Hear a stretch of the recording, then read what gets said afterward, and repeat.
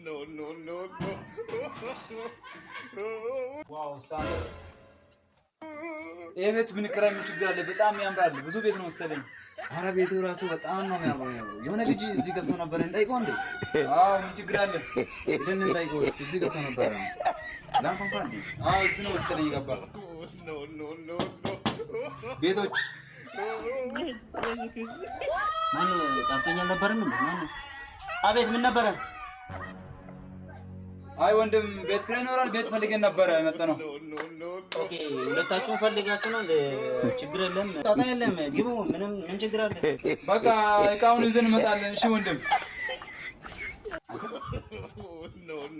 እኮ ሴፍቲ የጠበቀ ቤት ስለሆነ ዋጋም ብትጠይቀው ችግር አለ እንጠይቃለን። እንጠይቀው እንጂ ቤቱ በጣም ስለሚያምር ቤቱን እስቲ ዋጋም ጠይቀው መጀመሪያ። ዋጋ ፈልጋችሁ ነው? ዋጋው 50,000 ነው።